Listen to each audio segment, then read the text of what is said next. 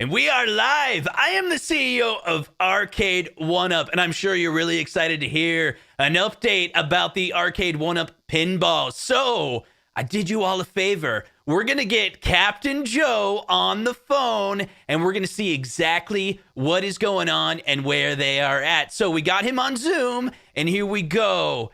Hey, Captain Joe, how you doing? Could you give us an update? Hey, man, how's it going?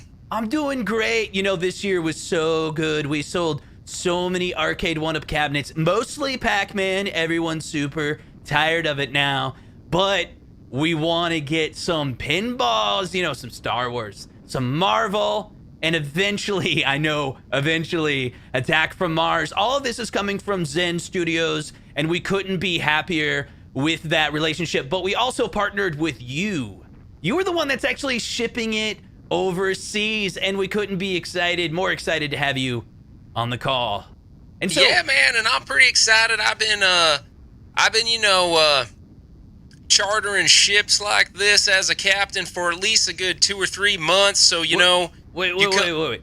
What? 2 or 3 months? Hey, when we signed the contract, they said the captain is gonna have like 3 years minimum experience, but you're not really the captain, right? Like you're... Yeah, man, you should probably maybe read the fine print. When you said 3 years, you know, I'm 3 months into this, bud, you know what I mean? Well, this is crazy. I can't believe we're live when we have an audience of customers that are listening to this. I guess we just move on, okay? So I'm sure you're really good at what you do with your job, but, you know, maybe you could tell us more about your history with the company, you know. Yeah, tell us about it. Yeah, so we were back in China. We loaded them all up. We got a little bit of everything on the ship right now. We got you know, some of your competitor products on here. Really? We got TVs. We got all sorts of stuff. Well, that's man. pretty... We got a bunch of them PS5s that are so hard to find. You know. Oh yeah. Hey, can you do me a favor? Just do me a favor. When you get here, just send a couple PS5s my way, okay? You do that, right? You can hook me up. Yeah. You know, I can keep some on the side. But you know, I got to tell you something, Scott. You know, the original guy that was supposed to be chartering this ship, he was a little bit of a, you know, he just was giving me a little bit of problems. So I know you signed the contract and it said, you know, 3 years of experience. But the other guy, I had to kind of, you know, let him go. Man, that's kind of bad news. Well, I hope everything's gonna go great. You know, sometimes you got to make hard choices. You know, I do that. I'm a CEO. I have to make hard choices every day. So, you know, I can appreciate that. Now, you got to tell me. Wait, what's that, Scott? What? Hey, are you there? I'm sorry. Are you having a bad connection, Scott, man? Listen, you. Wait, hey, man, wait. Whoa. The ships are. We gotta talk more about those pinballs. Scott, we're gonna. Oh, there we go. Sorry, it was just it was a bad little area, a little rough waters. But hey, I gotta go mobile for a minute. You mind? You mind maybe? I gotta switch things up a little bit. I'll be back though. Everything's fine. It's all good. Okay, yeah, that sounds good, man. Everybody, we're so excited so, again. So Scott, just so you know, camera. I'm gonna go mobile, so it's not gonna look as good as this. Oh, cool. You know, I just want to be full transparency. I want you to see everything that's going on, okay, man? Oh, I'm super. That's awesome, man. If we can have some a tour, that would be great. Oh, that's pretty cool. Yeah, so Scott, I'm afraid we're getting some rough waters right now, man. Oh, this isn't looking good. This isn't good at all. Oh, man. Oh, this is really bad. I haven't seen seas like this in 3 months. Oh, man. That's terrible. Yeah, this isn't looking good, man. Well, it's... oh, no. That's crazy. No. Scott, this is really bad. It's really bad. This is painful to watch. And, well, it's fine. Control, give me a second. I got this whole... Oh, no. All right. Oh, boy. Oh, do you see a little bit of movement there? But we're fine. We're fine. It's fine. Oh, that's it's not fine. good. They roll sometimes. No, the containers roll sometimes. That's some of your competitor stuff. It's all good. Hey, I gotta ask you. We were gonna put all these pinballs on on different shipments, right? 3 different No, we're gonna- shipments. That's the contract. Hey, Jim, they're gonna fall. Wait, no! You gotta answer me. Fuck! 3 different ships, right? No, there's one ship. 1 ship? No! One ship. You put it all on 1 ship? That was not the agreement. 6 ships. This is bad. Hey Scott, I got radio back. This is really bad, man. I gotta figure this out. I got Jimmy out on the deck. This isn't safe, man. This does not look good. Okay, Scott, I gotta come clean with you, bud. I had to put some of the pinballs in those cylinder things. See Why? those cylinder cargo containers? I just put a couple. I put a couple thousand in there. This is gonna be. Oh, No, this it's is fine. not They're just good. moving around a little bit. It's fine. It's fine. We got this. Oh no. Oh Look, no. Look. Oh we no. have- Oh wait. Oh we- wait a minute, Scott. Scott, I might have to go out on the deck. Oh, Scott. No. No, that wasn't yours. That's cool. The first up top, those were toy shocks. Oh, It's okay, the other no guy. big deal. It's the other guy. Bon voyage, toy shocks. It's no problem, man. It's the toy shocks. It's toy shocks. Cool.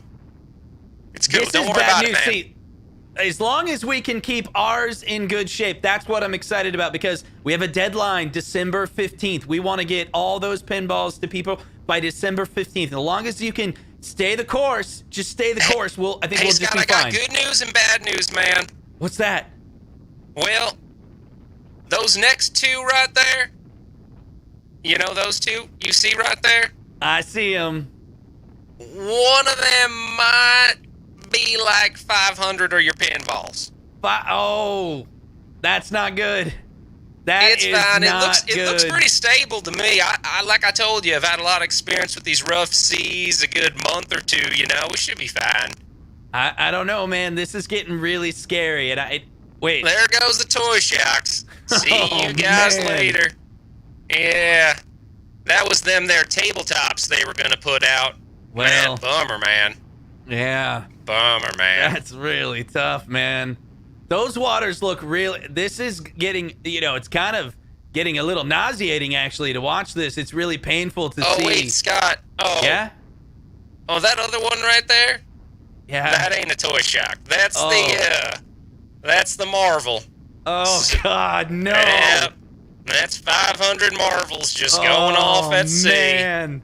Oh, This I'm is sorry. not good news. I got it. Good. I got Wait, this is bad.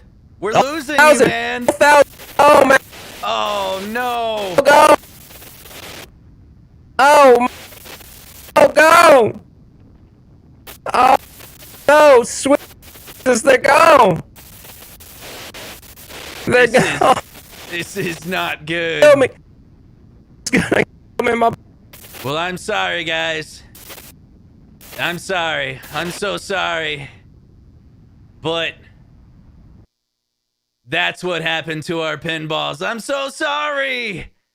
But I think they're all gone now. And I don't know what else that we're going to do. All right.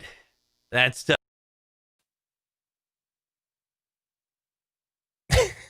I missed something. What happened? All right, What guys. happened? All right, we're back. Welcome to the One Up Weekly Live. Sorry for this skit. We were just having a little bit of fun. Last minute we were like, hey, it'd be kind of fun to do this. So first of all, real quick disclaimer: we do understand that there was a shipping container. 1,900 items were missing. We don't actually know if any of the arcade 1-up units were on there. And we hope no one got injured. This was all Yeah, I'm in pretty good sure we fun. did check. Actually, I did check beforehand. Like, at least all the reports, no one got injured, and it actually is. Believe it or not, obviously we're poking fun at the situation. One thing that's frustrated both Justin and I is we actually don't know the reasons why things are delayed and stuff, and so we were just trying to have some fun with it. But yeah, it does suck though, because that is 1,900 shipping containers. I don't know how many products were in there from all different companies. Yeah. And we're not implying that Arcade 1-Ups was even on there, but yeah, it was just we were just having some fun with it. That's all. Yeah, and it's kind of funny. I mean, I do have some theories of what's going on. Of course, we could go through the list. I think it'd be kind of interesting. Maybe you could tell us what you guys think. Of course, there could be some type of manufacturing mistake, right? It could be that in their QA checking, there was just something they couldn't allow to go through. Ralph and I, we were talking about this earlier. Remember, there's the other thought of maybe it's related to IP. Like they got the pinball machines out there and maybe they work just fine, but there's a misprint, right? Something that Marvel or Star Wars, where they use the wrong artwork and they're obligated to fix it. Could be something like that. I think Ralph, you had a couple ideas of what it could be, right? Yeah, I don't really know. They're all like kind of speculative, you know what I mean? So I don't really know what. I mean, like the idea that they were on their way and the entire shipping container got hijacked, and the media is not telling us that because it's all being held for ransom, and they don't want to tell us about it because it would scare everybody. And then Arcade One-Up's like, we can't say any details about it because we're sworn to secrecy about the entire affair. I like that one. That's my favorite one. Yeah, I mean, here's the thing, right, guys? Who knows whether they're gonna tell us the real reason or not, but. It was just, we just thought we'd have some fun with it. I don't know. I have a bunch of theories, but I think my theories are mostly all nonsense. So I don't know if they're really worth going into. Right, and I think a lot of people did order the units. They pre-ordered it from GameStop, right? And GameStop doesn't charge. I was actually gonna double check that because I bought the Marvel on Nebraska Furniture Warehouse, and I put that on a credit card, and I haven't looked at that yet. Like, did they charge me yet? So I was gonna check that out. I don't think I've been charged. What'll be really interesting is, can some of these others deliver? Like, the only one that I really think could actually have a chance, like, just because I think they're already done. I think we might actually see the way, and I made a video about the delay because it got delayed to 12/15. Mm-hmm. I think we could see the Well Played Toys one come out. I'm not as interested in that one because I'm not really a big fan of the content that's on it. But that one might actually come out, which would be kind of crazy if it did. Right. I think there were some interesting things that people said. 2020, the year of pinball that never was. We were so excited. I mean, we started this year in January 2020, all hyped up for super hyped that several companies were getting into pinball, and up to that point, all we saw was the first generation Toy Shock or Toy Shark, as we've labeled it, and we wanted something more. We wanted something great, and we thought this year we'd actually see something, and it's disappointing that we may not actually see anything from the big two companies, Arcade One-Up and At Games, by the end of the year. It'd be really cool if maybe someone got like a one unit or something. Did they have any prototype units of either one, At Games or Arcade One-Up? Yeah. To kind of hold us over in excitement till February, it's looking like, right? Yeah, it looks like February to me. So hey, I'm trying to get this video loaded. It was kind of funny. It's a little bit of a shift in gears, but I'm gonna see if I can load it up quick enough. But someone that watches the show, and he's got a pretty big following on Instagram. His name is _garage_gamer. So definitely go check him out. But he sent me this video, and so it's funny. So if those of you that don't know him, his garage is filled with arcades, right? So he's basically, that's why he's called the Garage Gamer. Oh, that makes sense. This video he sent me is funny. It might be hard to make out what the UPS driver says, but try to. I'm gonna play it real quick and try to. This is like, it was really funny when he sent it to me. I was like, I gotta play that on the show, and he was all about it. So give it a listen really quick. I wondered. I was like, I've already delivered a couple of these guys. This makes sense now. Yes, it does. Freeloader saw it, and she's like, I thought you just delivered one of those a couple months ago, and I go, I did. So do you hear what he said? This makes sense now, assuming the garage probably wasn't open any other time. So now he's like, oh, that's where all these packages are going. So I thought that was funny. So definitely go check out the Garage Gamer and follow him on Instagram at _garage_gamer. There was a super chat from How to Bachelor. I don't know if you saw it. Yeah. Let's see. It just says mic dropped. Yeah, thank you, How to Bachelor. That's a huge super chat. Definitely appreciate that. Yeah, so we got thank you so much. Yeah, appreciate that. And of course, we called this yesterday. We talked yesterday, remember? We're like, hey, we could do a funny little skit in the beginning. We're like, you know what'll happen? The moment we finish the skit, we'll get that. Yeah, I know. Yeah, we're like, this is all very suitable to the Stringer Films "Is It Waterproof" joke. So, yeah, I know. It's crazy. Yeah, see, that's the thing. The scalper pirates are the ones that took over the boat. That's it. It's genius. If you've seen, I've been following, it's really some funny stuff. You know, the PS5 scalping that RGT85 has been covering lately. He's got like 3 videos on it. It's a lot of fun. Mainly because he's shaming people that, you know, are taking advantage of the situation.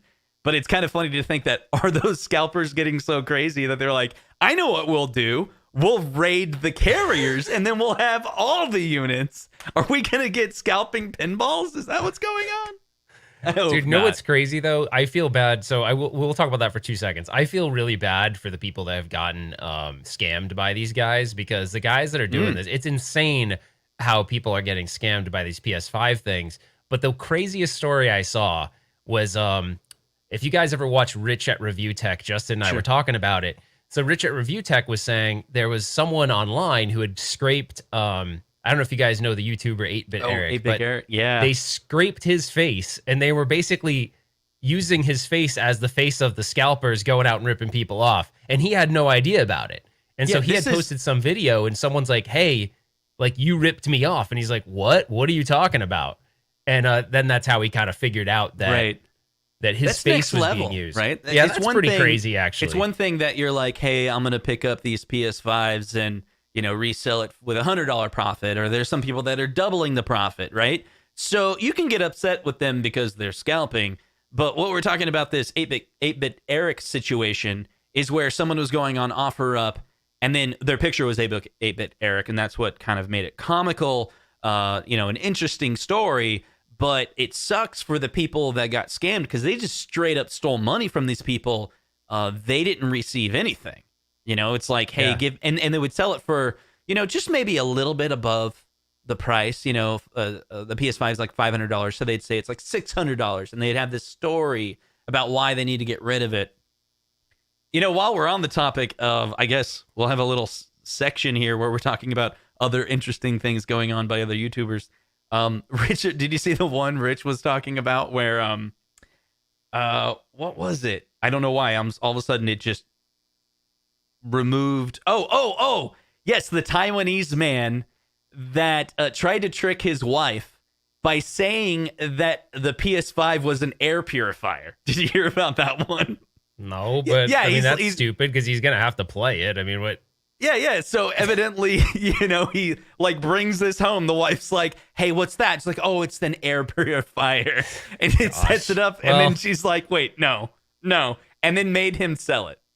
Well, I can tell you this. I definitely have used some creative means to move things in and out of the house. But that one would be a little bit, hard. But speaking of like getting things, well, actually, I'll mention Dreamcast Kyle's message first, and then we'll get to that. But it says, I've heard scalpers asking YouTubers to promote for them. I did hear that. They were like, yeah, there was a couple of those too.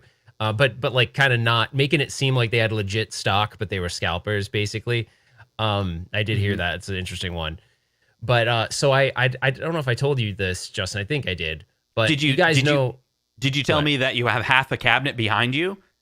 Is that yeah, it? well that is true. Yeah, that's half of an MVSX. It's the base, but not the top. We'll talk about that in a second, because it's pretty cool. But if only if it was the other way around, then you could play it. And anyway, yeah, you can't play it. I had won 2 arcades the last auction we did. I won a Cruisin' Exotica stand-up and Neo Geo MVS. And so I had a real MVS coming. And normally when you win a captain's auction, it takes about a week. And so it's taken a while. It was like 2 weeks in, and I'm like, well, Thanksgiving, so maybe that's why it didn't come. And it still wasn't coming. And then I called the company, and they're like, so Captains doesn't ship it themselves. They use shipping companies, right? But Captains does all the logistics to get that all worked out for you. So they got it all worked out, and it wasn't coming, dude. Like, so I called, and they're like, yeah, I don't really know. I'm like, wait, what? So I call, and then I was like, I'll just call tomorrow. They're like, oh yeah, we're gonna check in on it. We'll call you tomorrow, or this or was like interesting later on because today. Usually, I remember you telling me before, like you would get the unit before you know it, right? It'd be so quick. It'd be like within a week. They'd be within a week, yeah. And so this was interesting. And the other thing I have to shame you on is this your third Neo Geo, right? Because you got the Neo Geo MVSX behind you that's partly coming.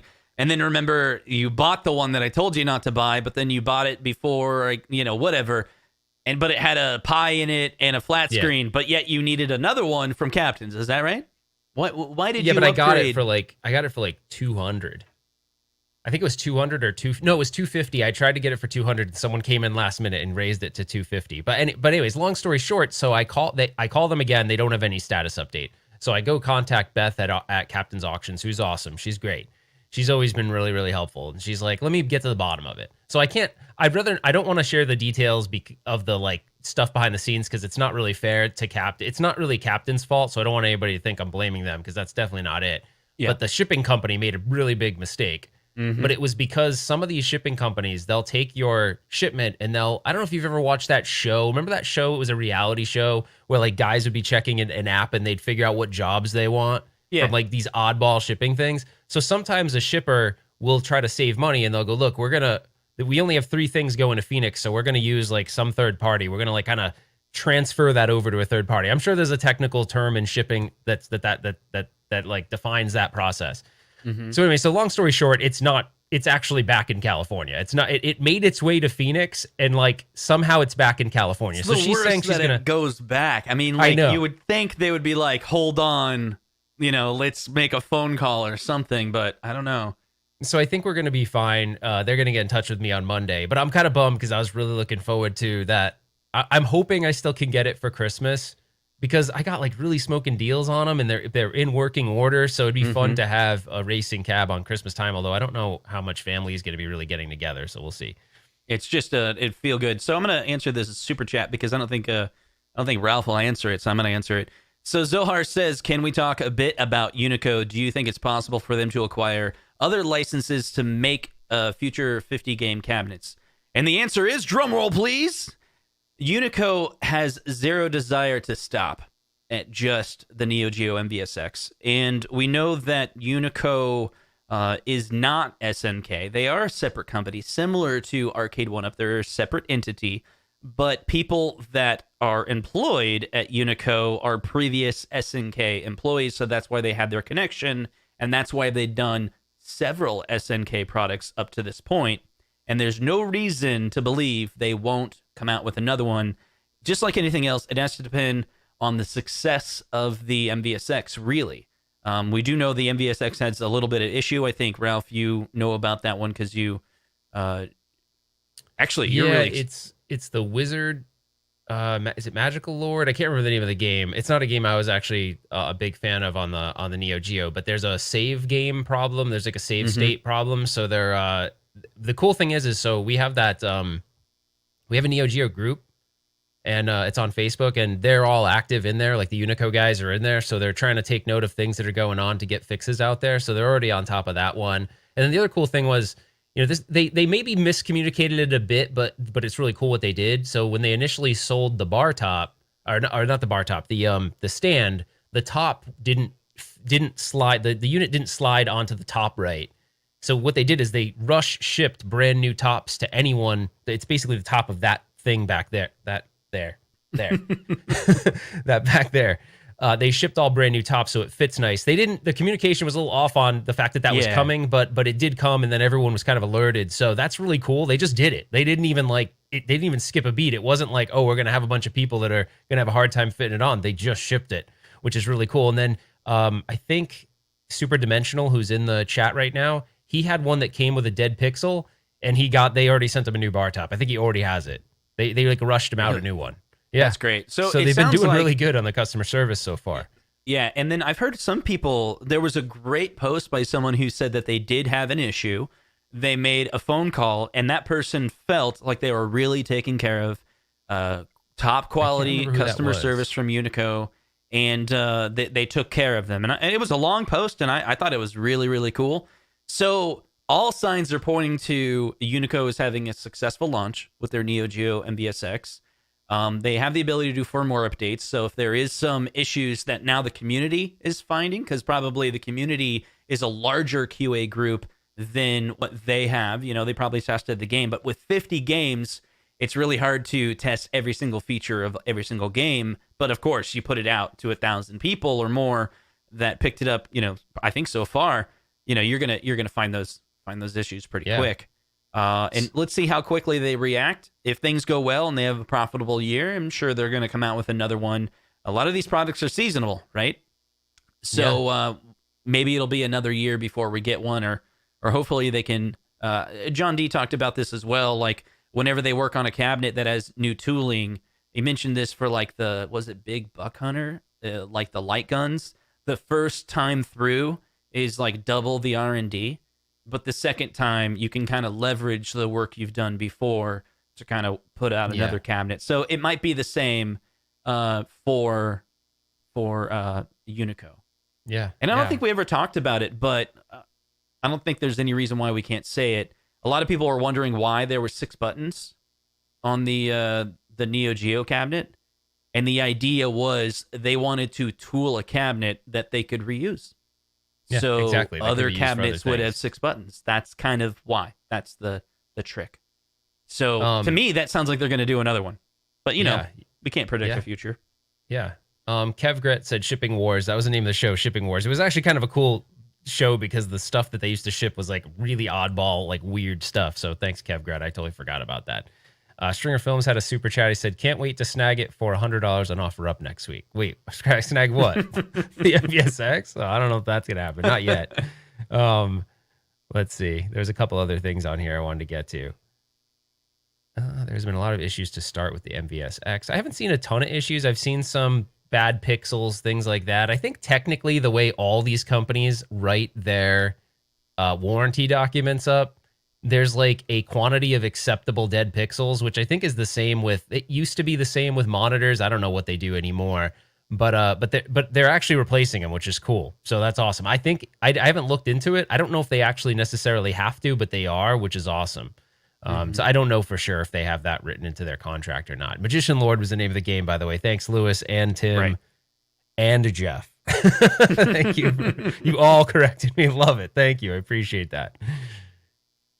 Then Dreamcast Kyle's thinking about pulling the trigger on the MVSX. I think, outside of a couple of things, like I have my buttons ready to be modded. I have my joystick ready to be modded. And I don't know if I can share this or not. I think I can. I don't see why I couldn't. So I was talking with some representatives over at Unico earlier today. We were just texting and stuff like that.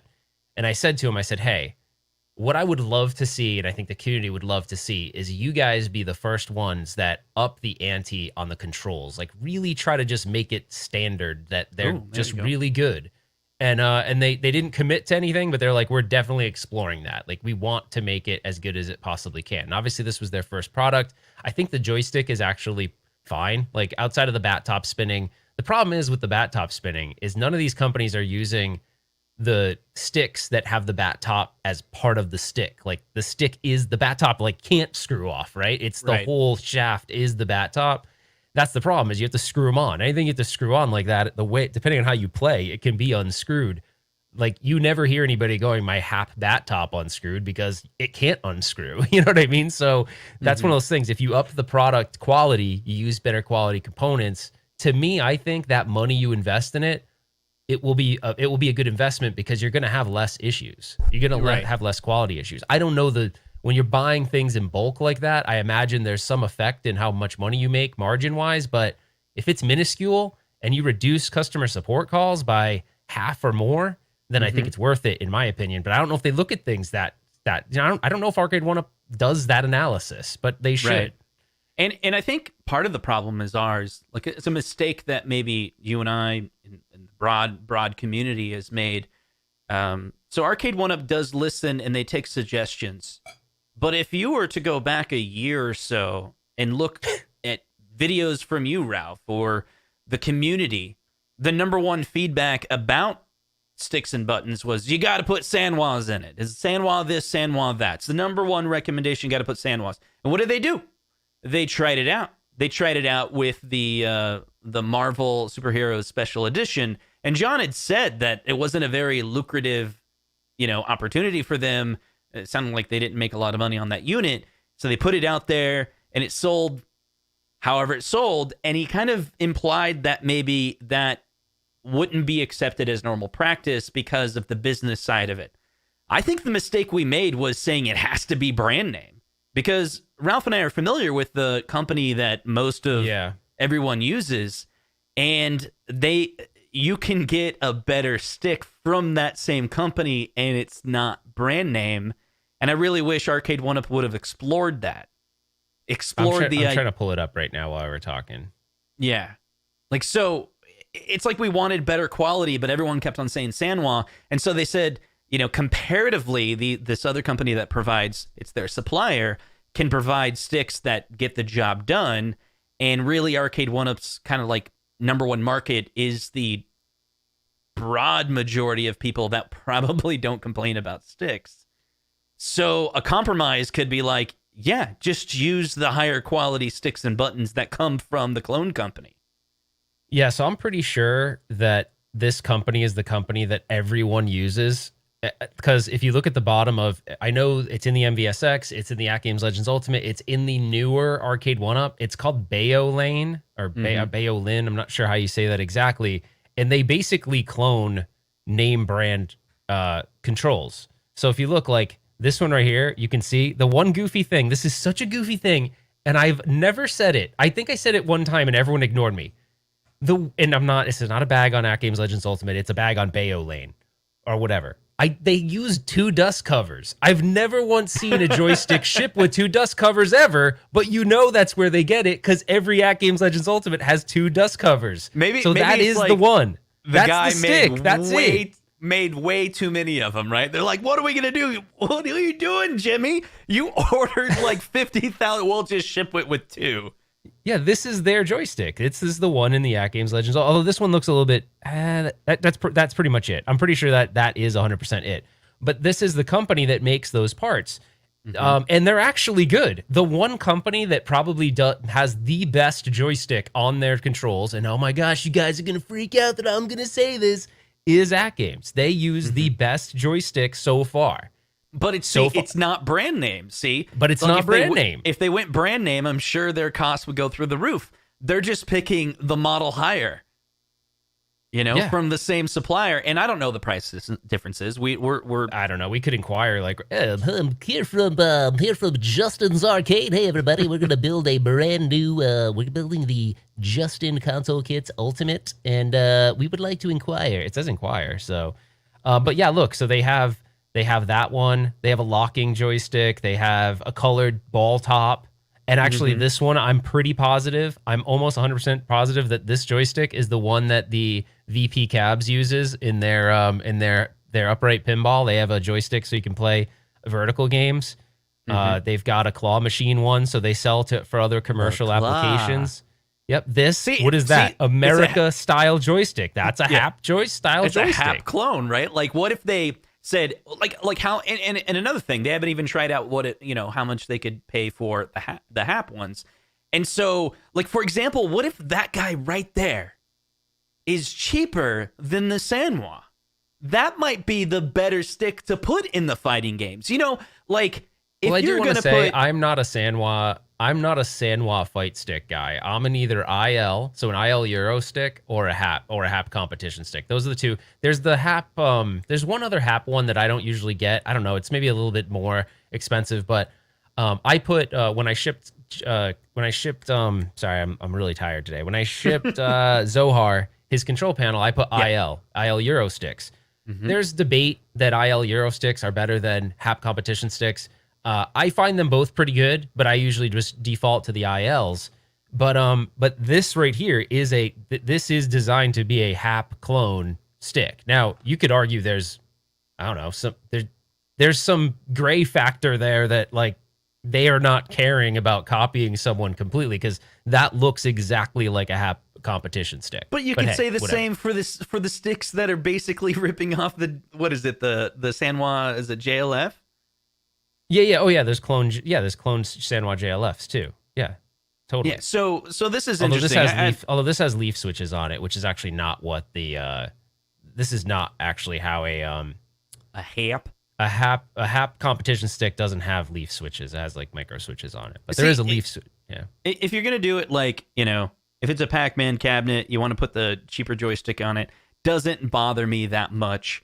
I put a higher quality joystick in one of my Pac-Mans, and I didn't really gain anything from it, I think. So, I mean, everyone has their own opinion on that. But for a fighting game, it would be cool if they used a higher quality. And I don't know.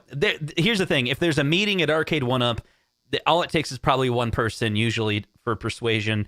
And one person says, yeah, whatever. The customers that want the higher one, they can just upgrade it themselves. And, well, let's see. Let's see what happens. Let's see if Unico listens to our suggestion. That'd be cool. Exactly. Hey, I wanted to thank Brad for joining. Thanks, buddy. Appreciate that. He joined as a member. That's cool. Thanks, bud. Really we actually have a member stream coming up here pretty soon because we're due. Yeah, we try to do it the beginning of the month. I was going to actually mention, but we had I was going to ask you if you wanted to do it tonight, but the answer is probably no because you wouldn't answer the phone. Cool. So check this out. You want to see that, just to kind of prove that Bayo Lane makes, or whatever. I'm sure I'm butchering the name, and I apologize, guys. But Micro Center has a DIY arcade department. You can go there. If you have a Micro Center nearby, you can go there. They have buttons and joysticks and all sorts of stuff, and they carry that Bayo Lane thing. And they have a Tron stick. Like, they have a Tron stick that's Bayo Lane makes. They have, if you keep going down. And you can order these online, by the way. Ralph was mentioning if you have a store nearby, but these guys ship, and the shipping price is actually pretty good.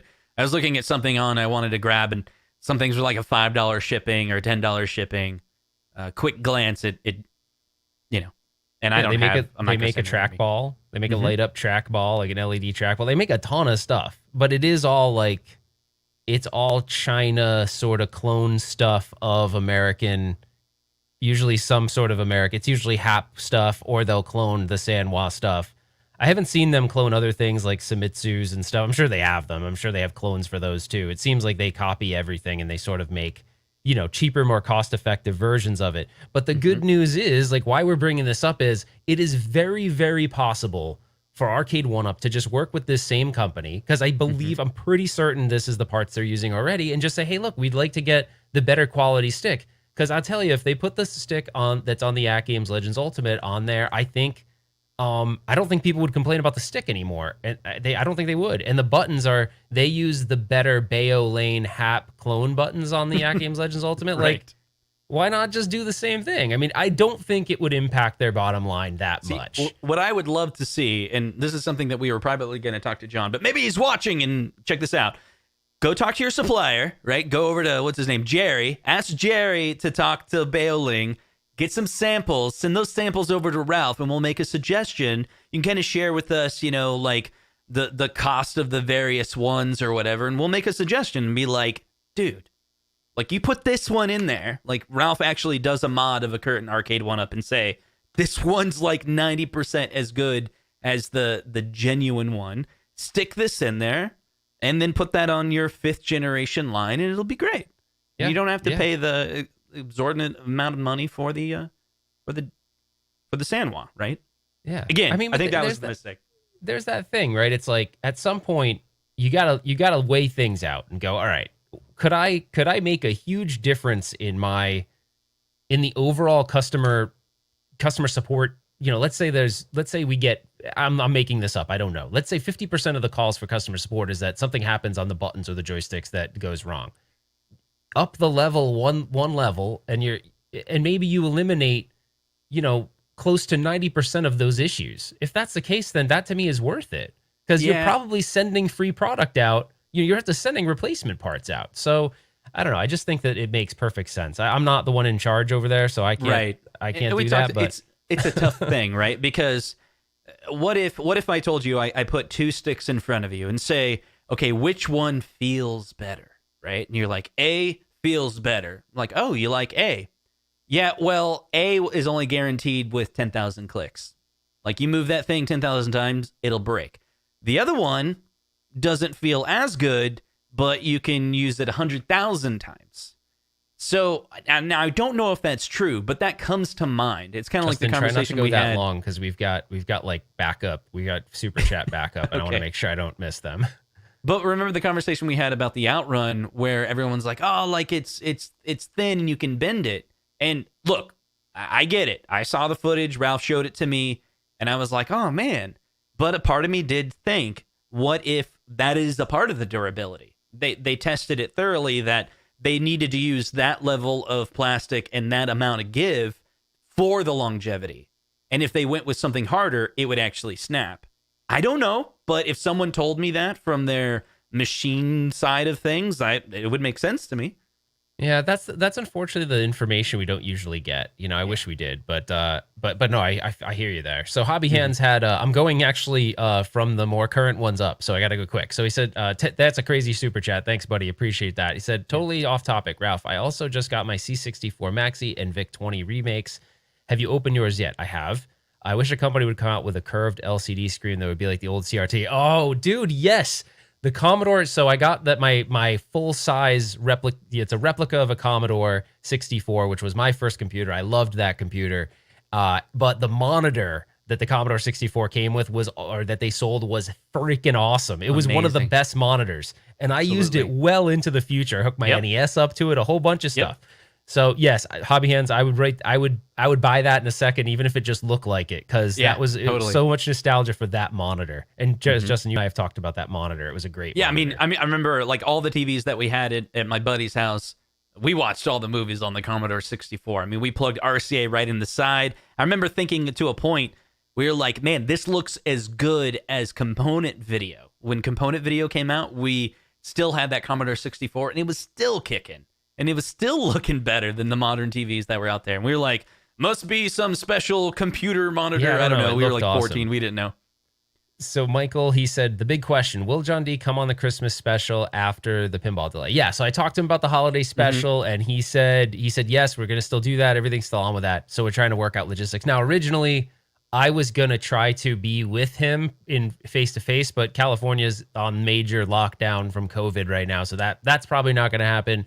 But he will be on the show, and probably a couple other people. We're going to try to bring in some others outside of the one-up world, like some other people that might be fun to have on the show.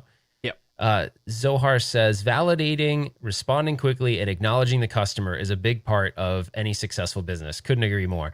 He said, the SNK MVSX guy is awesome. I would buy any of their future products now based off of him. They realize there's a market to be had here, and there's some openings to differentiate. And they're trying to go after that. So they're being very entrepreneurial about their attack on it, and I love it. It's great. It's great to have more competition. Yep. Stringer says, I have one. It's nothing like a Hap leaf switch. I don't know what he's talking about, but thank you for the super chat, buddy. Appreciate that. I think he's saying it's the Hap clone from Micro Center. The Bayo Lane. Got it. Bayo Lane. Yeah. I think that's what he's saying. And then Jeff, you're a member. I can't believe you weren't a member. I thought for sure you'd be like the first one to sign up because you've been such a loyal viewer. But thank you, appreciate that. Yeah, I kind of just shamed you for not being a member. That's not cool. Sorry. And maybe he was a member, and he's about to shame you, and he's like, "No, I just renewed my membership." I'm sorry. Now I feel bad. All right. So, there was something else that people were talking about in here, but I don't remember. Oh, dude, did you ever play Ghostbusters on the Commodore? Since you didn't have a Commodore 64. It was I only game. played a couple games on the Commodore 64. Okay, Ghostbusters was a bitch of a game. It made no sense to me as a kid. I don't know what I was doing when I was playing it, but it was super fun playing it. I remember there's a scene where you get to drive what is it, Ecto 1, right? That's the name of the car, Ecto 1. Yeah, when you're driving Ecto 1, it's like it's like terrible. It's like it was an impossible game. I just felt like it was a really hard game, but it was super fun. But I do remember that. The only thing, my biggest complaint about the N64 mini thing is that not the mini but the new one that just came out is I haven't really got into. I think you can load some other games on it because like a lot of the games that I loved as a kid are not on there. So I'm gonna see if maybe there's a possibility. You probably can do it. I just haven't checked it out. Yeah. So some people in the chat were talking about. I think if KevGrid is saying if you're talking about us, so they won't give us their pinball delay theories. I think that's questioning us. If that is. We did talk about that earlier in the show. We could do a quick recap. In fact, if you want to watch the beginning, you want to watch the worst skit you've ever seen from One Up Weekly, start the stream over when it's done. but look, we don't know. We don't know what happened. We tried to press John, and at a certain point when the dates were moving, we will say we reached out to John, and it sounded like he didn't know. And so he was trying to get some information. And, everyone read their announcement, I'm sure, on Facebook that they just basically Didn't explain why, but they explained what took place, that it's going to be delayed. If you categorize those things, like what could it be? If you want to speculate, I'm sure your guess is as good as mine, but trying to take some type of educated guess. If there's some mistake in manufacturing, I mean, that would cause them to delay it. I'm leaning towards that, and here's why. You ready for it, Ralph? But the only way that theory works, by the way, I'm just saying, the only way your theory works, if we go by all the information we've received, that theory only works if they didn't know till they got here. Well, You here's the realize deal. that, right? Let's say that took place. Like, maybe units did show up, or they got to a phase where they're just about to ship and they're doing their last check and they're like, oh my gosh, you know, we did a run on it. We did a load test, kept the unit on for 3 days, and it powers down. They're like, oh crap, it failed that test. All of them. I'm just making stuff up right now. But that doesn't make sense because I think But if John that said happened- they were on the ship here.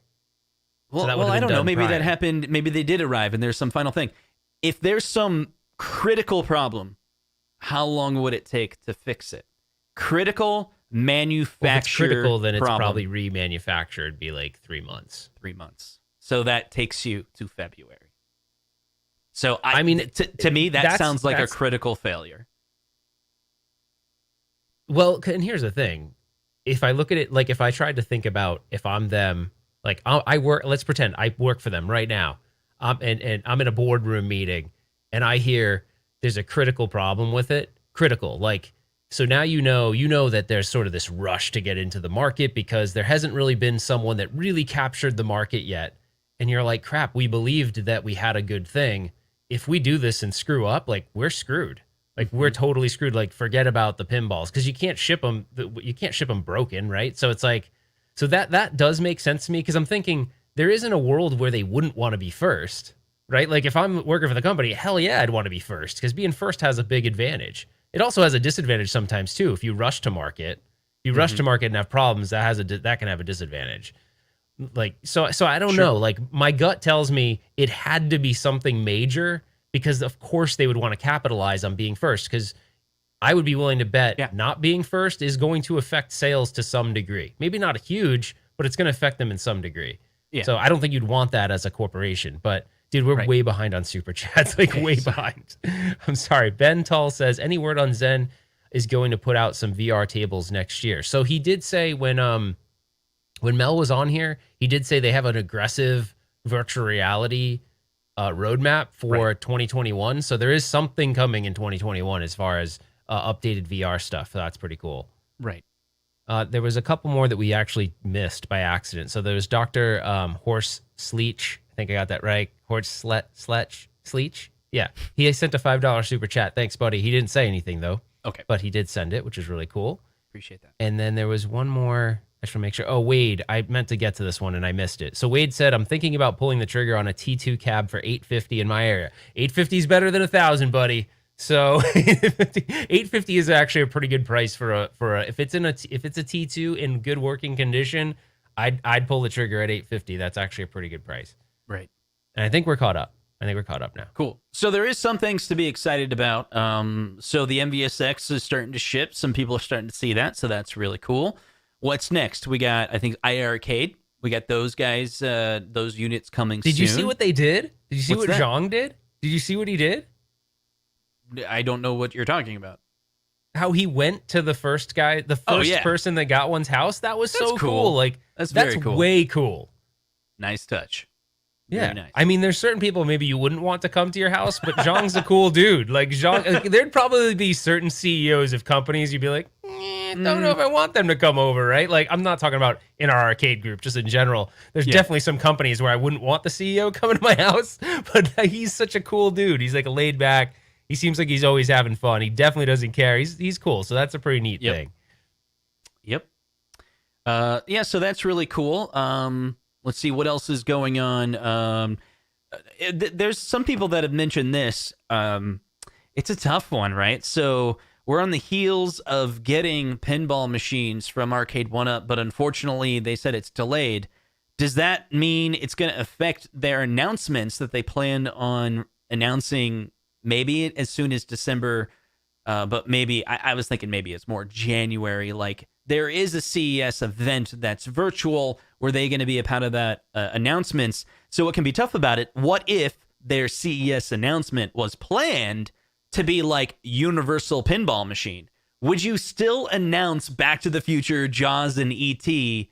at CES in January if you still haven't shipped your 3 previous cabs? So that's pure speculation, but in that exact scenario, those probably would be pushed off as well. Just a guess. But what about any other machines?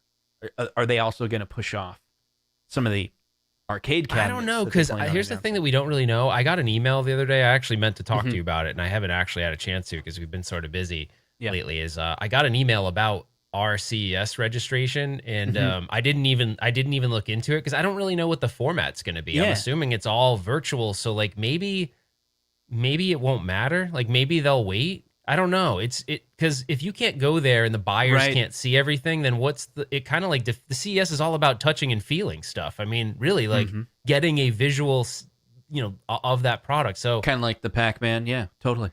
Yeah. Not that up close and personal. I mean, think about it. Like you make a really good point. And I wonder how many other companies are going to be like that, where they're like, hey, let's not partner with CES and do an event. Like maybe it'd be more advantageous for them to just call IGN and be like, hey, let's do an event together. Let's plan a press release, and maybe even get in some type of video thing. I don't know. Though, wouldn't you think that a lot of people's roadmaps might be like wouldn't you think a lot of companies technology wise, their roadmaps are going to be pretty whacked out because of getting product? I don't know. I think 2021 might be weird where we might see like things not go the same way we normally would see them go in like Q1, Q2. Just because you don't want to like, I mean, Arcade One Up it was kind of crazy because when they released all that stuff toward the end of the year like that, I was like, I didn't expect. I never would have in a million years said the Outrun would have made it, but like, I don't know. And then you have so far, and we don't talk about that much, but they are a player, at least entering the market. As Well Played Toys is still looking like they're going to try to make it for $12.15. It says $12.15 still, and I'll tell you, Justin, you're going to kill me when Arcade One Up isn't happening. I actually went and I canceled my Well Played and I reordered my Well Played. I know it's stupid. See, if that's an example, there's probably more people in the community. It's that fear I didn't of missing cancel out, my like, One Up one though. I just ordered the Well Played. I canceled my Well Played. I originally canceled my Well Played. Then I reordered my Well Played since I knew those were going to be delayed because you don't get charged for your other stuff until it's around shipment time. So it's not like they're taking your money already. So I did the Well Played. I'm going to bite the bullet, and I'm just curious. I want to see how it is. The problem is, Justin, I've talked to you about this on the phone. I'm so tainted by that thing back there now that I'm having so much fun with that it's hard. I'm like, did you do a video yet on the 7.1? No, I didn't. No. So I'm working on what's called surround sound feedback, and there's actually hooks to get surround sound feedback working with Steam Zen Pinball for FX3, and I haven't done that plugin yet. So I'm playing around with the 7.1, and it's out of control cool. It's like I called up Justin the other day. I was like, dude, I wish you lived here because you have to experience it. It's so damn cool. Yeah, he did say that. I just hope that isn't going to make me disappointed when I get these because there's no way. Oh, I'm sure it will. There's no way the force feedback on any of these is going to even remotely touch what I put in there because alone the cost is kind of high. But anyways, I don't know. Maybe, Sorry, but I'm still excited about when those units come out because if they're triggering anything, all of that, it's all primitive technology, right? So I doubt anything's going to be proprietary. When I say primitive, it's like when it actually reaches, the transducer, the solenoid, it's just sparking it to turn on. That's it. Whatever technology they're doing could be compatible to some other type of upgrade. And so, that was actually one of my other theories. Did Arcade One Up, there was some communication we know between Arcade One Up and Zen Pinball about the number of transducers and solenoids they're going to do. And actually some things were a misprint. And in the end, it seems like Zen pushed back and said, you want to do 4. We want to do 4 solenoids. Is that right? 4 solenoids was the plan. 2 in the front, 2 in the back. Yeah. Yep. And I wonder if they got them all built, and they're like, "Yeah, there's only 3." Like, oh crap! I mean, maybe. Who knows? I don't know. We're making it all up, but but yeah, we'll see. We'll see what we're happens. getting channel name shamed. I see a lot of posts about that. You know, Channel like name shame? yeah, they're saying we need to rename our channel to Unico Weekly and MVSX Weekly. Come on, guys. We talk about search whatever engine optimization words We- weekly. we talk about whatever we want here. All right. So Zohar said, Ralph and Justin, what are the chances of you guys chasing the? Oh, okay. Change the channel name to MVSX. No, we're not going to change the name. The whole point is we don't want to be stuck on one. I know what we use one up, but I hate even having this conversation. The whole point of behind it was, I'll tell you guys a story. I'll do it in 2 seconds. I was driving back from CES. Justin and I were going to do a podcast. It wasn't even going to be what it is right now. It was going to be a podcast. So we were looking up things. Him and I started talking about it, and we both were reminiscing somehow about the arcade bar we used to go to in Denver called One Up. Mhm. And I was like, dude, One Up Weekly, I don't know how if we both came to it at the same time, but whatever, we had a couple different names and it turned into One Up Weekly. And then we saw there was a podcast already called One Up Weekly, and I was like, called the "Damn One Up Weekly podcast. But when we looked into it, it's ran by Jeremy Parrish, which is a guy that I met, and I was really we know each other, so I was pretty sure that there would be no conflict. Besides, it's One Up podcast that he does weekly. We were the One Up Weekly. And our topics were going to be different. We didn't think there was going to be any crossover. That was actually more of our concern. And then actually we found yet another podcast on YouTube called the One Up Weekly, but it had well been abandoned like years ago. They made like 3 episodes and it was dead. So we're like, okay. But I have no shame in the sense that, yes, part of the reasoning for using the One Up Weekly was that, guys, it's really hard to get noticed on YouTube, period. So if you focus on any big, like, I work in our marketing organization at my company. I don't do a lot of the like outbound marketing, but I'm on a lot of those calls. All they ever talk about is our SEO isn't good. Our SEO isn't good. That's search engine optimization. So what you try to do is you try to optimize your content for what people are searching for, because then that way you'll get noticed more. So we literally were like, we can make titles called the One Up Weekly all about your arcade. And we'll go on and talk all about arcades, but in the meta tags, we literally have the word arcade and arcade one-up, a term that's highly being searched, and people would click on it and perhaps find entertainment that are outside of one-up. But we're also a team of people that work closely, and we look at the analytics, and we make content that's interesting to our audience. And guess what? Arcade one-up is interesting to our audience. We've had tons of discussions where we're like, for the next 5 episodes, we're never going to talk about One Up. And then we literally went live and everyone's talking about One Up. We're like, okay, I guess this is going to be a One Up episode again. Remember those? And so at some point we're like, whatever, we're going to talk about whatever we want to talk about. And hopefully that intersects with what other people are interested in. And, I mean, we did a whole. Do you guys not remember? We did a whole episode of some guy named Future Ralph, which really had nothing to do with anything, and he made up a bunch of crazy stuff. We did a whole show on Back to the Future. No mention of arcades. So we like to bounce around. But if we hook the initial person because they're interested in Arcade One Up and they want to stay around, then that's kind of what we hope for. So hopefully that clears that up. We don't have to talk about it anymore because I don't really want to. Someone's going to talk about it next week. $2 super chat about a bachelor office space movie night. Thank you for the super chat, buddy. I think we had a couple more. Zohar's on a hot streak tonight. Oh no, we already did that one. Sorry.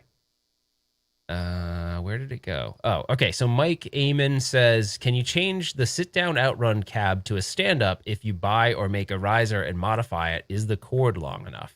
So I saw someone, I don't know what group I was in, that put the outrun cabinet on a standard riser, and then they modified a gaming chair and put that, they bolted it. No, they didn't bolt it. They did something kind of cool actually, and it would work. They drilled holes so that they could zip tie it with I don't know what kind of zip ties they used. They zip tied it down. They said supposedly it doesn't move. And then the pedals ended up being deeper into the cabinet. So it kind of made sense because the height was right. I don't know, guys. That's a lot of modification for a cabinet like that. And I have something I haven't told you, I don't think, Justin. Because every time something happens where some major change happens in this home arcade space, it makes me go explore other things. Like, what else is out there? Yeah. And so I found something. And it's expensive, but if you think about it, if you bought Outrun or didn't buy Outrun, or if you buy multiple Arcade 1-Up cabinets, then you're spending thousands of dollars already. So I'm not gonna. Sure. I know I'm not usually much of a teaser kind of a person, but I ordered something that's kind of expensive, but is in the racing. But is in the racing you category. Did? The thing you that's- texted me that at Yes. 3:00 in the morning, you were like, "I think I'm going to order this. Please stop me." You got Yes. that? I bought it, and it was featured in IGN at one point. IGN called this company like one of the better home arcade companies. They build modern home arcades, full size, but like greatly reduced. So we'll see. It's gonna come, and I'm gonna do a review on of it. But I'm just saying, like, if you because it seems like everyone's trying to modify the Outrun to be something it's not. So maybe my caution to anyone that wants to get an Outrun, maybe think about it. Maybe you don't want that, because you do want a regular racing cabinet, and maybe that's going to disappoint you, and that's okay. But don't go buy it then. Like, what I'm saying is, let's explore some other options in the community first, because there may be someone that makes something that you would enjoy more, and you might have bought the Outrun and the Daytona and all these Arcade 1-Ups, but you're going to modify them all. But why modify it when you could put that money towards something that maybe makes more sense? Because let's just face it, it's their first time into the racing genre, and a lot of people are saying they like it, and some people are like, it's a midget cat. Oh, I shouldn't have said that word. It's a smaller form factor. Sorry, I said that word before, and I got someone that got really mad at me. I didn't mean it. I don't mean it in a derogatory way. I mean, like, it is very small. And to kind of, so you're not eating crow. It's like you heard other people say that, and you accidentally repeated something that could offend people, and you apologize for, and you're stopping yourself and correcting. I did it midstream, though. You're still going to get 100 hate mails. I know. Okay. That's great. Well, that's what happens when you do these kinds of things. Okay. So where are we? Where are we now? It is a small cab. Dreamcast Kyle has one. I think he did. No, Dreamcast Kyle did a modification on his. I think he did the chair thing. He did not the one where on the riser, but Dreamcast Kyle did a chair thing. And so go check out his video. It's just Dreamcast Kyle. You can see him on YouTube. Go check out his video. See if you like something. But I'll tell you, it's funny. Justin was on the phone with me the other day, and I was in between work calls, and he heard Outrun playing. He's like, "Dude, are you playing it right now?" I was like, "It's actually really fun. It is. Yeah. It's fun, but I've heard you play it so many times.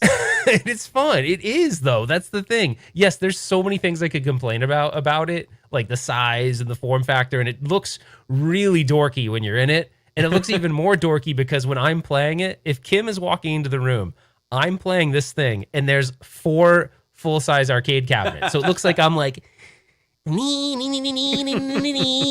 I look like a dork. Total. There's no way around it. You look total like a total tool.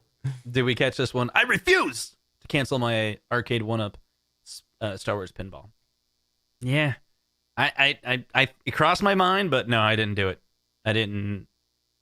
And and of course, we're being shamed for mispronouncing things. So grammar police alert. You know, I'm sorry. But here's the thing: Zen actually paid us to correct us, which is awesome. He's like, "Look, man, I feel really bad."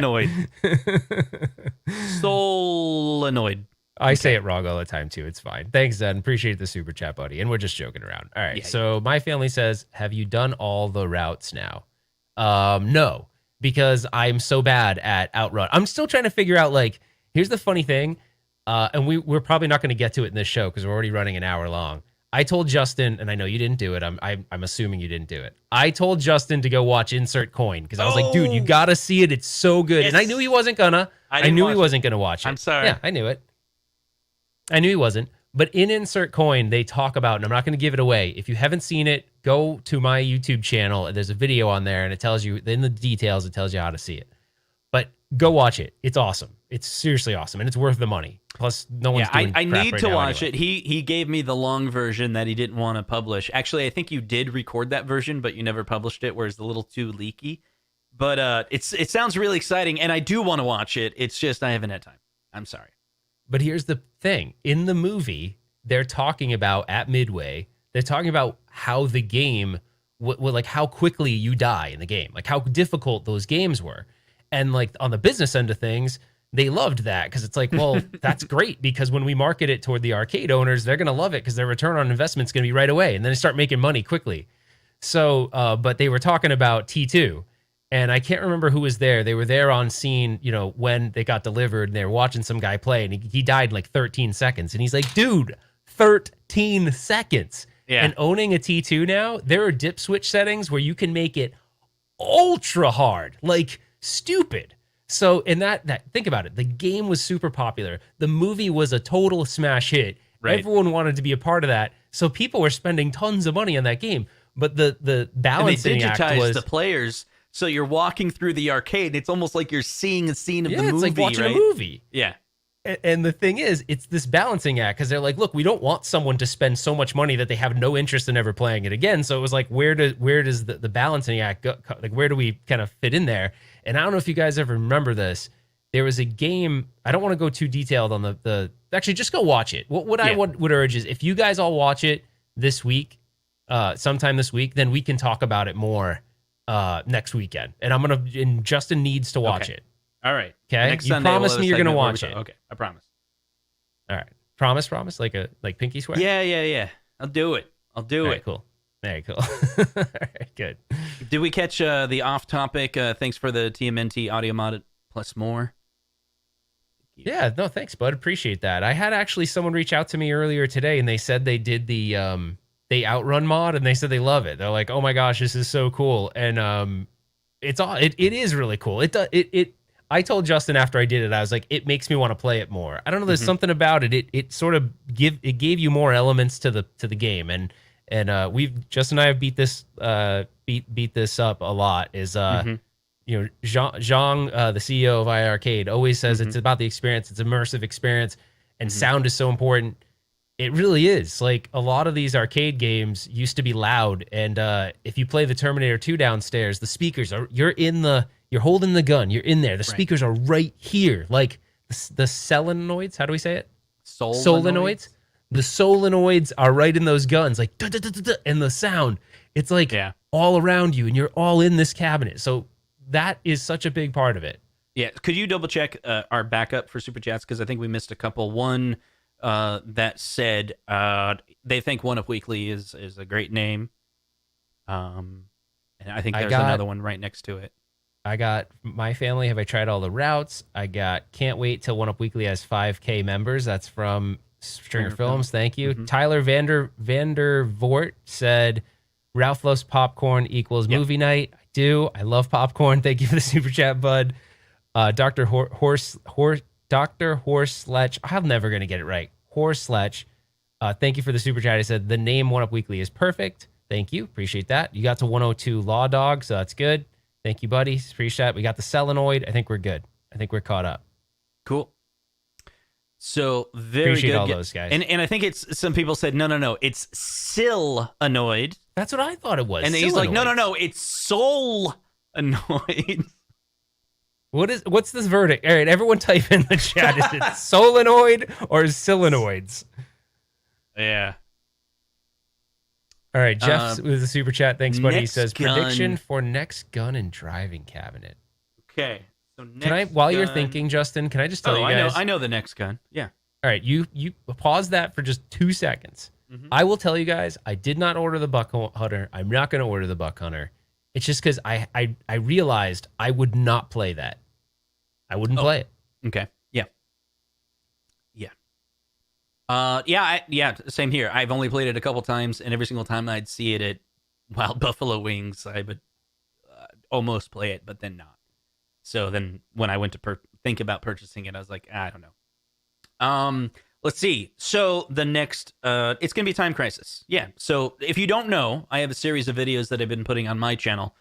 They're not predictions, they're leaks. So that's Arcade 1UP's 2020 release. I'm literally keep on asking the question, are they going to release this? But it's actually what they're releasing. So enjoy if you want to know what they're going to announce. That's the announcement. So just putting that out there. And what's the other one? So we got Time Crisis as the next gun. What was the other one? What? Someone asked. Oh, I think someone said Area Driving 51. cabinet. What do you think Oh, the next driving driving. cabinet? I actually don't know. So I thought about this.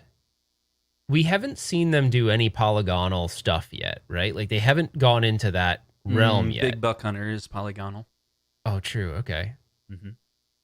So maybe I thought for a second, could they do virtua racing? But I don't really think virtua racing is popular enough. I think people love it, but I don't think that would be the big seller. I think if you were going to go to a retailer and say, I have Daytona USA, I just think it was such an iconic Sega game that I think, I don't know how you wouldn't sell that. I don't know. It just seems like Daytona would be the one. But I also think there might be some licensing. I don't know if Daytona is going to be hard to get.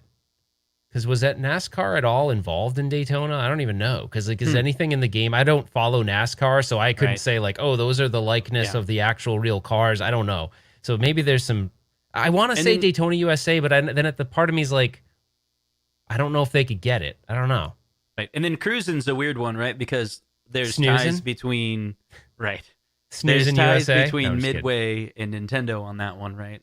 So kidding. I don't know. See, look, thanks, Muller Medic. He's like, no NASCAR in Daytona. See, I don't know. I thought those were like stock cars, right? Aren't they stock cars? Isn't that what Daytona is? They're stock cars, right? But they're not like the actual. Yeah, I get it. Yeah, All right. see, Paul, he said they're just talking about insert coin. Yeah, that's the snoozing. So I don't want to give that away, but the guys call it snooze in USA. And there was a really cool. This isn't a huge leak or anything, spoiler, but there's a part where they're talking about how like kind of upset they were at Nintendo that it said powered by Ultra 64 because they're like, that was our hardware, we built all that, like that's BS. So they kind of like dog on Nintendo in there a little bit. Yeah. So anyways, I thought that was kind of funny because those guys were just awesome. Like they were, it was almost like it was the perfect assembly of people for that era of time to build us games that we would love. It was crazy because if you think about how many hits they had. But anyways, go watch it. And so Stringer Film says the Virtual Fighter characters are all polygamists. I don't know how you would know that. Polygamist. They're polygamists. Ridge Racer would be cool. I don't know. It's just, to me, they got to find something that's as iconic. Outrun is one of those things I think every single person knows. I mean, Kim knew what Outrun was. She wasn't like huge into arcades, but she played certain things like Galagala.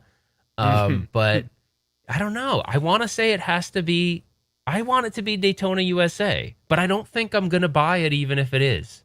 Really? I don't think I'm going to buy them. Here's the thing. We need to do a whole episode. It's because of the next video you're going to talk about, right? Where you're like, hey, I just spent X amount on this. Yeah. And I'm done with all that racing cabinet stuff. The thing I'm going to buy is going to solve my racing game fixation. So I won't buy those other cabinets, and I won't buy them just because there is this like fear of missing out obligation I have where I feel like, oh, well, I talk about 1UP so much, I need to buy the cabinet, but I just can't. I won't be able to justify it after this big purchase I just made. So I just figured it out. You know why this video is going a little long, this live stream? Why? It's because we didn't have a show last Sunday, and Ralph and I this week we spent a lot of time with our family, and there were several days where a couple text messages, that's about it. And so this is almost like just the Ralph and Justin having a conversation. Yeah, and guys, it was one of those things, Justin and I try to put a lot of prep into the show as much as we can, but we really took the last probably 2 weeks and just focused on family for the most part. So we did limited to no preparation for this show. It upsets me because the amount of time we haven't been spending together, I'm pumping out the videos on my channel like crazy. Because I'm able to spend time with my family and edit. Well, good. I'm glad I could help you with that. By the way, I haven't even told you I got another one scheduled for tomorrow morning. Like it's already done today. Because we literally never talked today. So I was like, guys, I'm just going to do it. Michael says Ralph has FOMO. So I want you guys to realize that I would never have ever said that word. It's just that my daughter said it years and years ago. And I was like, what's FOMO? Like she said something like so and so's having a birthday party and I want to go because I'm gonna like. So it was I don't even know how she worded it because I'll mess it up. But somehow FOMO was involved in there. But it was something where she was seeing like pictures of a birthday party or something, and she was like bummed out. And then she told me what it was. And then Justin and I had a conversation like a month ago where I was like, dude, I kind of feel like sometimes when I buy an arcade one-up cabinet, I'm buying it because of fear of missing out. Like I want to be able to talk about it, and I can't talk about it if I don't have it. So so some of the cabinets I really love, and some of the cabinets I feel like some I have no interest in, but then I buy them, and sometimes I do like them. Is that but why the fear you of bought missing the out is well-played pinball? FOMO? You're like, kinda. okay, so I kinda can't did, get and the I made a Star whole video Wars. saying it was a. I made a whole video saying it was a bad option, and then I bought the stupid thing. Ugh, Yeah, so dumb. money. I need to cancel it. I should cancel it again. Imagine if I cancel it almost a third. No, see, that's kind of late. Like that's There's getting this on company, borderline issues. Well Played is looking at all their numbers, and there's just this wave of sales that are just going up and down. Like it's one guy. Yeah, it's like, I want it. No, I don't want it. I want it. You're gonna ruin that company, Ralph. Nice job. Yeah. Brad, I do have a good driving cabinet. It's right there. It's pretty good, but I want a driving cabinet in like more full size arcade format. I realized, especially after for me when I got the Outrun, I had fun with it, but I was like, oh, this just made me realize that I want a full size arcade racer, and that's why I bought the Cruisin' Exotica. But at this point, this thing I just bought kind of replaces that, so I'm gonna sell the Cruisin' Exotica, but that's okay because I got it at like $200 or something, so I can probably sell it and make a profit. So some of my arcade thing is I buy and flip arcades too sometimes. So the full size ones, at least, not the. I always lose my ass on an arcade one up when I sell it. So if you wanted to, know. Hey, did you sell your entire? You were telling me you were selling your entire. What's it called? The storage unit. I have an entire. Justin, you know I have 2 storage units, right? Yes, I know. Okay, well, some people don't know that. Okay, so just like calm down a little bit. Let's pipe down. You X-nay on the storage. So yeah, no, I haven't yet. All right, Zohar, I'm only interested in the next Pac-Man cab. So hyped. That is a complete lie. You hate Pac-Man. What are you talking about? I did a video today about Pac-Man, and he loved it. He was like, "This is my favorite video. It's better than anything Ralph has done in the last 2 months because it's about his favorite character." He said that. I don't know. So he's gonna say in the chat. He's lying. Bob the Third. Sorry, I always get that wrong. But Bob, San Francisco Rush. Would be Bob awesome. Just Bob. We'll just say Bob. Yeah. But I love Bob. He's been super. And Bob is an ex-veteran, and I always remember that. So thank you for that. Ralph has FOMO. How much time did you spend on that skit? 5 minutes before the show. I told you to make it shorter. Like I was like, when we get into it, just get to the punchline. And I'm sitting there and I'm giving you clues going, this is painful to watch. This is painful to watch. Okay, guys, the reason why it took me so long to get to the containers falling off is because I couldn't figure out. I was having problems with like how I had it set up, and I couldn't get the video playing. So that's why I was like, yeah, well, problems on the boat, guys. so I couldn't figure it out, but I got it. So I'm sorry. It ran a little long, okay? It took long to get to the punchline. That's my fault. I take full responsibility for that. All right. It was fun, though. Wait, No, he's a veteran. That's what I said he was. What's going on? Maybe you said something else. Ralph will be looking for a third storage cabinet. No, Brad, that would be really bad, Brad. Very bad. No, the goal is, okay, I'll tell you the quick 2-second version. I'm trying to get rid of a whole entire storage unit I have. It's a smaller one. It's not big. It's a small one. It's like 5 feet deep by like, I think it's a 5 by 10. So it's not that big. It's like a little smaller one. It's like a little mini garage one. And it has a bunch of like mods that I've done that are like I stole Rob Peter to pay Paul kind of thing. Like they're missing. Some of are complete and some are missing. And I found someone locally. The guy is so cool. His family loves all the 1-up stuff. They built a home arcade. And his son, this is a really cool story actually. His son, like, is probably a teenager, so like he's 13 or 14, and he wants to get into modding. So he's super excited about buying some of yeah. the cabinets that are work in progress so he can learn. So I thought that was really cool. Yeah, Because I've actually- had other, yeah. I actually have it written down. You're giving him a Legends, a Star Wars, Pac-Man 40th, Yep. Sega parts, like the Sega Genesis mod that he did, Golden Tee, TC.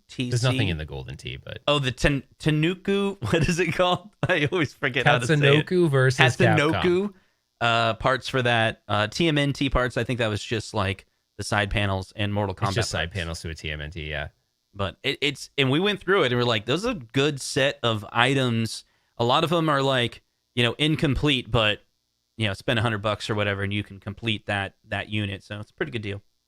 Yeah, no, definitely. And you know what's cool about it? It is very cool to me. Like, I met the guy because he bought my House of the Dead shooter. They were so cool. So I'll tell you, I never told you this story. It'll be quick. So they come to the storage unit, right? And it's him and his wife. It's cool. No, listen, it's him and his wife, and they come to the storage unit, okay? And the wife's like super excited when she lays her eyes on the House of the Dead, like crazy excited, and almost like pushing him out of the way. And she's like, "Can you turn it on real quick? I want to play." So I'm like, "Yeah, of course." And she was very, very nice. So I give her the guns, I set it all up, and he had to tell her that it was time for them to go home. Like, they needed to bring it home. She wouldn't stop playing it. She's a super fan of House of the Dead too. She was sitting there in the storage unit as I had it hooked up to the little battery, and she wouldn't stop. That makes me so happy knowing that the person buying it is like a super fan of the game. That's like, I would sell it, and I didn't sell it to him for a super crazy price either. I would sell it to someone cheaper to know it was going to a place than someone that wouldn't appreciate it 100% all day long. Absolutely. But anyways. Makes sense. Okay. And I've done that many times. Like I'm about to sell, or I sold, no, I don't remember what I sold it for. I sold the NBA Jam for really cheap, like really cheap. So, and it's not just because, it's not because I don't like NBA Jam, but it isn't my favorite game. I love it. It's fun to play, but the replay value for NBA Jam for me, I would just play NBA Jam on like a console or something. So like I would typically play NBA Jam on my what's it called? My What? Hold on. What? I can't. I'm tongue twisted. My analog NT. I would play NBA Jam on Mega that. SG? What did I just call it? Analog NT? Mega SG. Mega SG. I would play it on this. Sure. Okay. Sounds good. All right, man. I'll shut up now. No, it's good stuff, man. I really appreciate it. So I think it's time to wrap it up. And I have a thought, Ralph. I was thinking about it. We do these shows, and sometimes we watch what we Justin, say. hold on. See, I was counting how long it would take. Ralph, you should have sold your NBA Jam to the first guy you sold your NBA Jam to. That's actually really funny. That wouldn't have been funny back then, but it's really funny now. I remember when I made jokes about that first NBA Jam sale.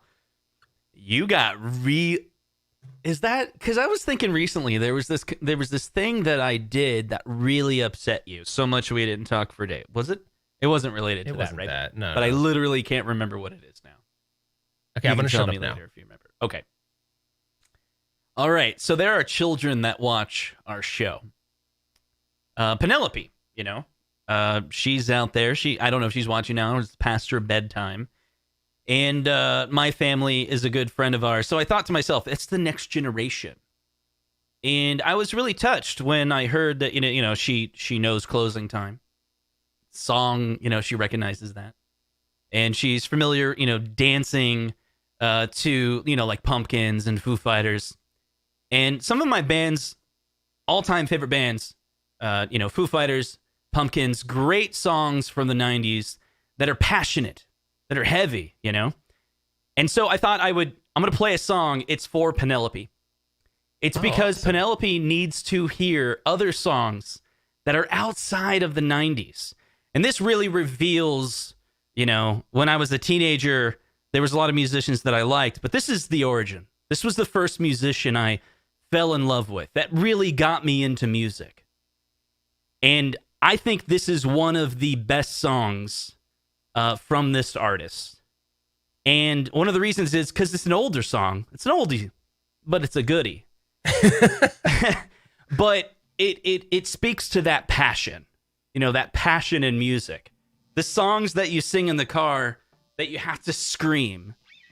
And at the same time, real quick, the song's for you, Ralph, because the lyrics in it, they speak to you. It's Okay. what I think you should hear. Okay. Because Before there's something. you start, Justin, Yep. Jeff Rainwater, his 12-year-old son is watching, and his name is Ethan. So let's give Ethan a shout out real quick. All right. Thank What's you, up, Ethan, for watching our show. We really appreciate it. So this song is for that new generation to appreciate some new music, some old music. Some of the old music is great. I'm going to butcher this because it's really hard to sing this musician, but here we go. All right. Like, let's do this. I love that I have no idea what you're about to do, so I'm excited. Yeah, you have no clue, right? I know. All right, just give it a second. All right, here we go.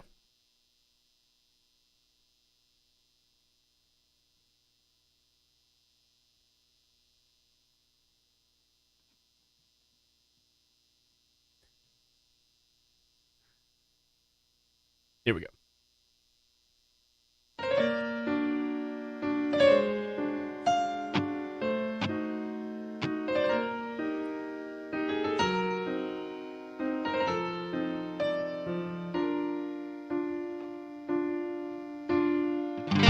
Slow down, you crazy child.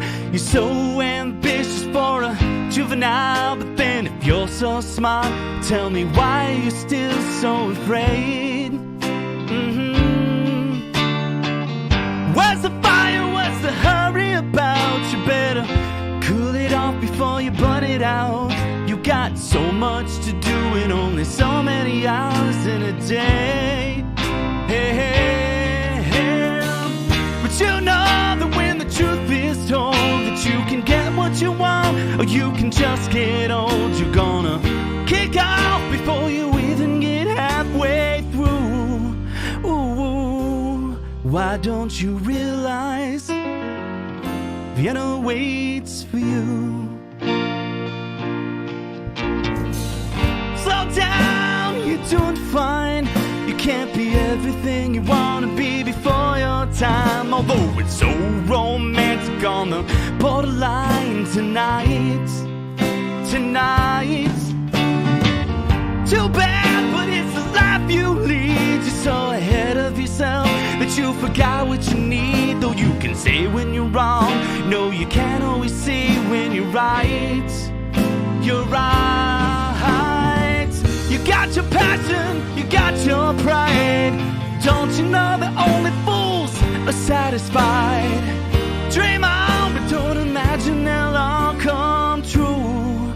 Ooh, why don't you realize Vienna waits for you?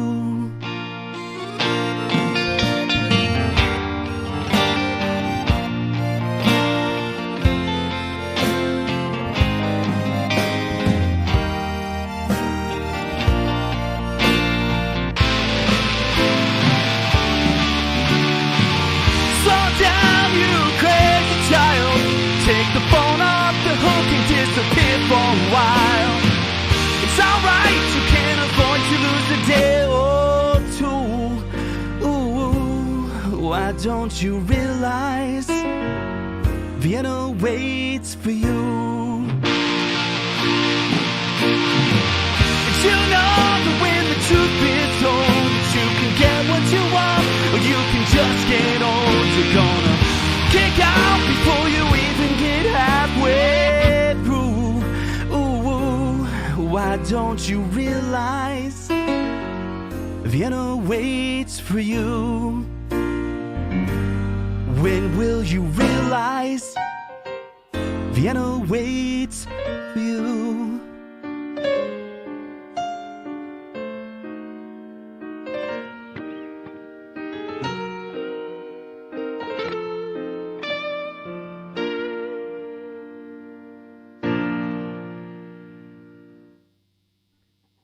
You had no audio that whole time. No, I'm just kidding. I saw your face. I'm sorry, that's wicked messed up. But I saw your face. I put it up real quick. I'm like, all you heard is, slow down, you crazy child. I just saw your face. Oh my God. You did the thing where like your pits started sweating real quick. I saw it. Like I could see. It was awesome to see. You were like, oh. No, that was awesome, dude. That's so cool. She's gonna love that. I think she might be sleeping because my family said she will love this. So I think she's not awake, but hopefully she can play it and he can play it for her in the morning or something. That'd be awesome. All right, cool, man. So I'd say if you could, if you could just be here for 5 more minutes, do you think you could give? You don't even need 5 minutes of your time, Justin. Do you think you could retool your guitar real quick and just give a quick closing time? Just because Mike Lubinsky is here, it's been 2 weeks without closing time. No, because see, Mike's all like, you picked that Billy Joel song. Come on, man, that song's great. Oh, you're not gonna play it for him now? Come on, play it for me. Will you play it for me? I love when you do closing time, please. No. I mean, here's the thing. Put a 1 in the chat if you want closing time. Okay, so, okay, yeah. I just think Billy Joel's hard to sing, okay? That's a song that, like, almost kind of fits my range. You know, I would love to do, like, Summer Highland Falls, but it's like, they say that that's hard to do, right? To nail it just right. And I'm sure I butchered that song, but come on. Those classic songs are from Billy Joel are really great. What are all these ones popping up in the chat? Oh, I asked if... Oh. Come on. I don't even remember how it goes. You know how it goes. One last call for alcohol, so finish your whiskey or beer. Just say that over and over again with the chord and you're good. With whatever. I don't even know anything about guitars. Whatever. Close strung the thing. Okay, fine. Whatever. Do the if you want to be irritated, then do the metal version of it. Closing time. Yeah. Let me get a little reverb on it. Closing time. There's no reverb. It's not working. It actually wasn't though. No, it actually wasn't this time. It actually wasn't. A little bit. Now it is. Closing time. Okay. There you go. I don't even. Whatever. Making me do this. All right, and then we're killing it. We're going to kill it after. So if you guys love this, hang out, watch it for a second, then we're killing it after. Closing time. I came in way too early, so closing time. Open all the doors and let you out into the world. Closing time. Turn off all the lights off for every boy and every girl. Closing time.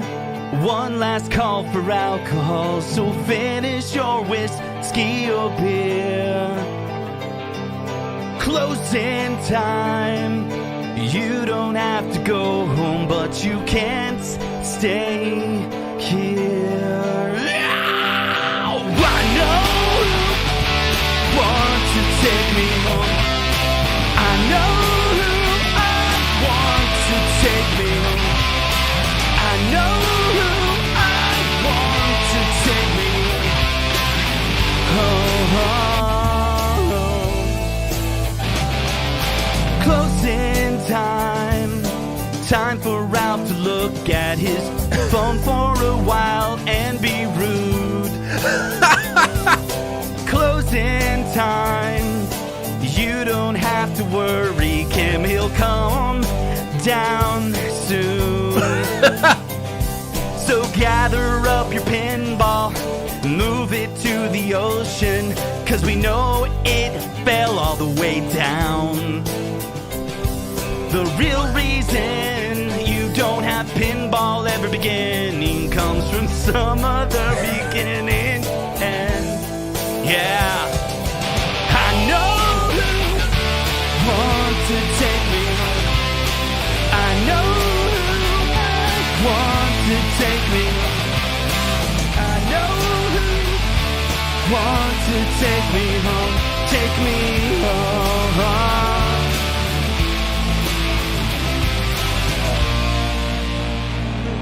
Hey, I remember it went to B flat there. Totally forgot.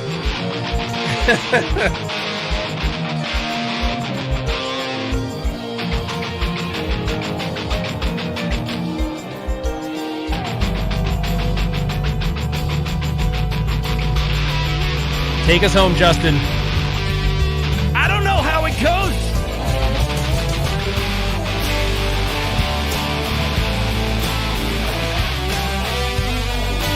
Just repeat the chorus and then just slow it down.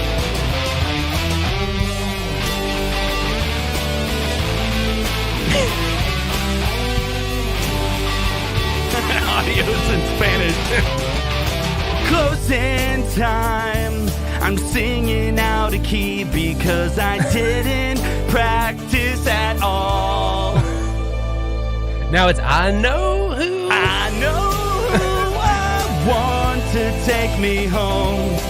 I know how to get some reverb. Well, maybe it's I know you. I think it's I know you. I don't know. I want to take me home. It's take me home, Ralph.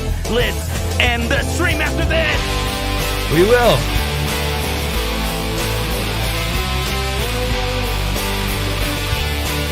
Hey, thanks so much for watching us. This show is all because of you. And I don't know the chords, but I pretend like I do. Closing time. It's another breakdown, cause the song never really ends. Closing time.